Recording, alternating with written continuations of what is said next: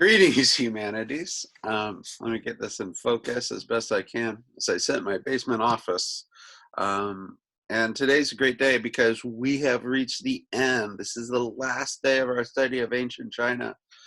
But I want to talk to you about why study Chinese history.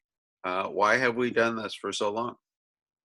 And hopefully you'll have a better sense of why Mrs. Price and I chose this unit of study over ancient Egypt or other places in the world. So first I want to just lost that. First, I would just like to review what questions we've already asked and this whole unit together. And the first thing is we study the Great Wall of China. And if you remember, we asked you whether it was a good thing or a bad thing. Did the benefits outweigh the costs? You looked at a bunch of documents and you had a debate and came up with your own conclusion. The second question, we had you look at three philosophies: Confucianism, Taoism, and legalism. And they became really important because those philosophies applied to different elements of the next question. So was Emperor Qin an effective leader? Most of you recognize that he was heavily a legalist, and that really shaped how he ruled. Some of you thought he was effective, and some of you thought he was ineffective. Once again, you're the one who gets to make that determination based on the facts as you understand them. After that, we looked at the next dynasty to rule after Emperor Qin. It was the Han Dynasty, where Emperor Qin ruled for just a few dozen years. The Han Dynasty lasted for the next 400 years. And in that period of time, they improved government and daily life, and they too had a philosophy that became really important in Chinese history called Confucianism. And you recognize that. Then we had you take all these elements and go on a journey and write some historical fiction. And that's what you've just finished up. Now today, on the last day, I want to talk to you about why study Chinese history. And the first point I want to point out is we study Chinese history because it comes up in the news all the time. And it comes up again and again and again. We had the trade war this year that dominated the news for months. And it was all about how the US and China traded back and forth. And it came up again and again and again. We had the democracy protest riots, where the Chinese government was repressing and putting down students who were asking to maintain democracy in the city of Hong Kong. And then what nobody knew was this would happen this year, the coronavirus, which originated in China. So what I want to say is China is important. It's important because it's the second largest economy. It's important because it has the world's fastest growing economy. It's important because it has the world's largest population. And it also has the world's largest army. China is important. China has, for most of history, been important. But what happened, as this population graph will sort of show, is that its importance has changed. China, from Emperor Qin, was an empire.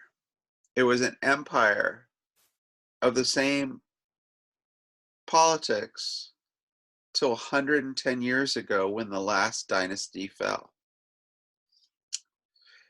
And the reason that last dynasty fell and the reason that China became less important in the world has everything to do with the Silk Road.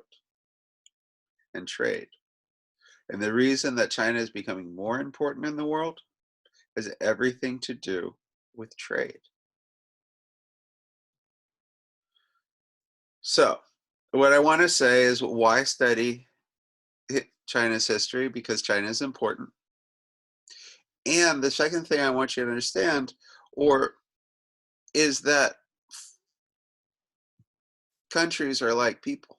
They have personalities, they have opinions, they have patterns, they have things that they are very good at doing and very poor at doing.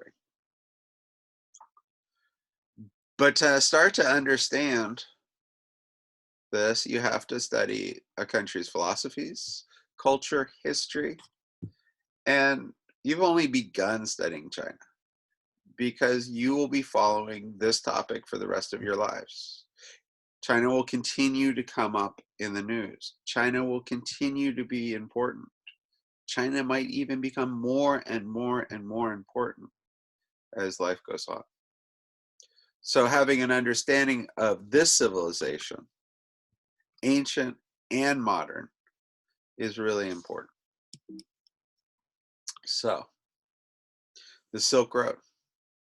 Silk Road was the last thing that we studied. And there are a couple points I really want to drive home. The Silk Road existed for 1,000, 2,000 years as a major trading route. One of the major trading routes of the world. And it made China rich. It made Persia rich.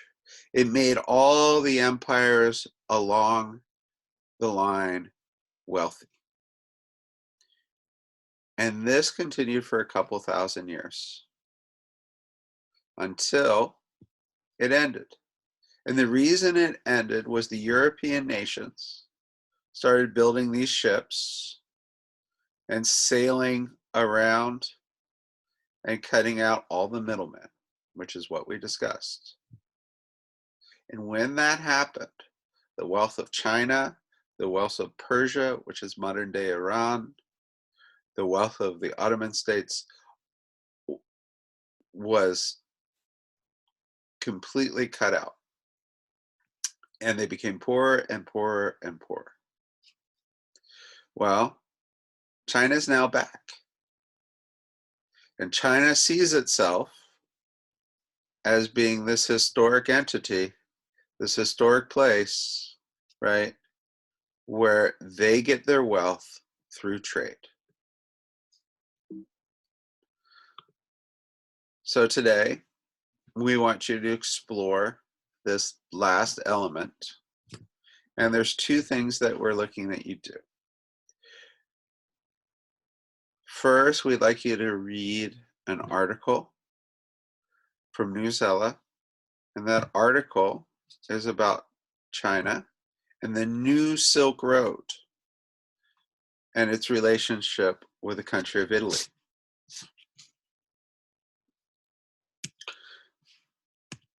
When you read this, you need to read the article, and we want you to analyze the text by answering the questions from the Newsela quiz.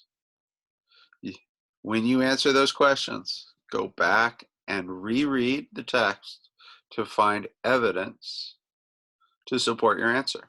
There's only 4 questions. Do your best. Next, when you're done with that, we would like you to watch the Edpuzzle video. Same thing. You're going to watch the video, and then when you get a question, you should go back and find evidence for your answer.